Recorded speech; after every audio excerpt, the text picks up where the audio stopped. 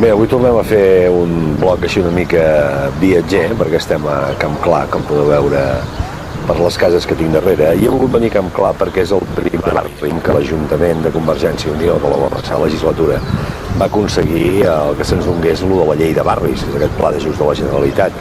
Durant el govern de Convergència i Unió es van tirar endavant els dos únics plans de barri que s'han aprovat, que són el de Camp Clar i el de la Part Alta de Tarragona.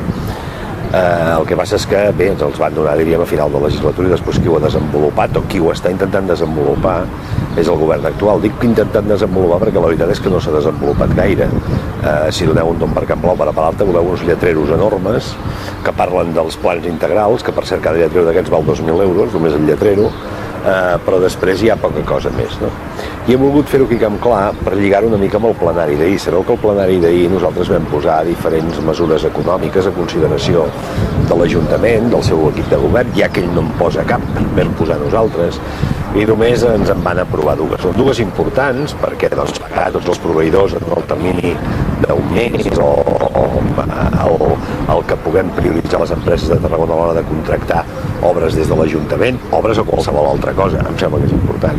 Però n'hi van haver algunes que no van sortir, i una d'elles, jo crec que, i per això he volgut venir a Camp Clar, té molt a veure amb la situació que poden viure determinades barris i determinades zones de la nostra ciutat, que és el que ja hagin persones que quedin, diríem, molt excloses del benestar econòmic per aquesta crisi. Nosaltres ja sabeu que proposàvem estalviar tota la despesa supèrflua de l'Ajuntament, recollir aproximadament 2,5 milions d'euros i que les entitats socials, les entitats econòmiques, els sindicats, creessin una taula de participació junt amb l'Ajuntament per gestionar aquests diners. No per fer obres de caritat, sinó per gestionar aquests diners per les persones que segurament més ho necessitaran en aquests moments.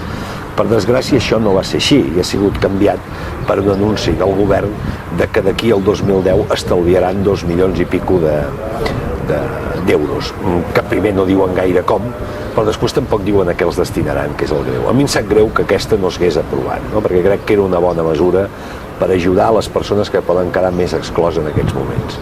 I per això he volgut vindre a Camp Clar, primer perquè hi tinc una relació, diríem, personal i afectuosa des de fa molts anys. Jo vaig començar a treballar aquí a Camp Clar l'any 90,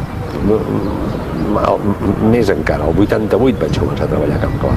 Per tant, aquí he viscut moltes coses i conec a molta gent i molta gent em coneix, però sobretot perquè és un d'aquells barris que segurament la crisi colpejarà amb duresa, no?